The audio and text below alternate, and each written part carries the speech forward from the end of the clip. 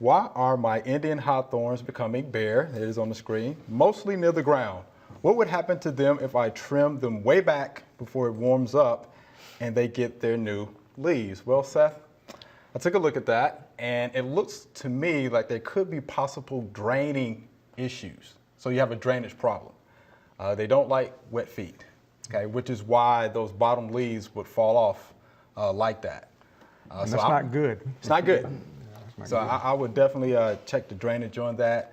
I do know that entomosporium leaf spot will cause those leaves to drop as well, but I didn't see the leaf spot disease or fungus on those Indian hawthorns, so that's why I think, and I've seen it a couple of times too out in the landscape over the past couple of years, if they're put in a bad spot where there's not real good drainage, they don't like wet feet, phytophthora root rot, Mr. D is what that is, then those leaves will start falling. And they usually start from the bottom, and then you get, a little piece over here that starts to fade away a little bit, a piece here, then the middle piece. So it tends to go pretty quickly. And what you can do if you want to, you can scrape the bark, see if there's a little green tissue in there. If there's some there, still alive. If you don't see any green tissue, it's gone, huh? It's gone.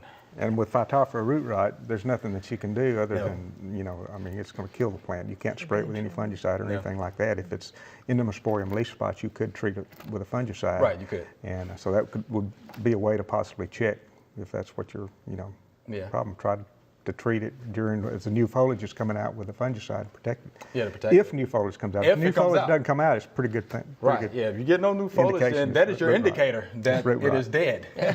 Yeah, that's going to be your indicator. And usually when you see them planted, they need to be spaced apart so they can get good air circulation in there.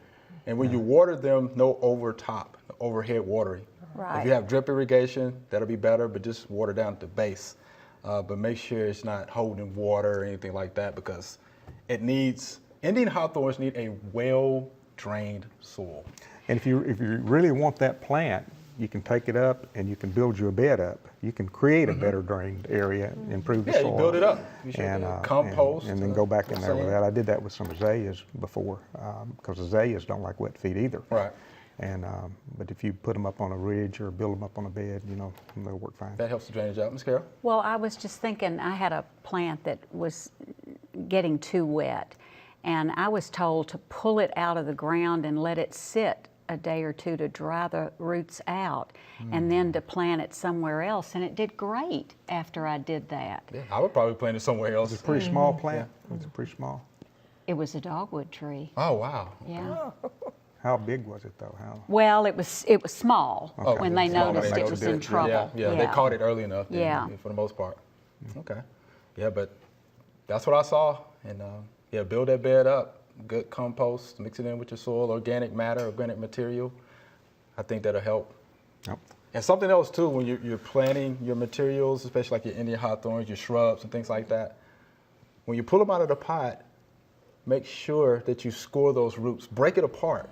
Okay? You don't want to plant it in the ground the same way it came out of the container. No. Okay, you need to break it up and let those roots get out into that native soil. No. And I think that helps out a lot too. All right, Seth, there you have it.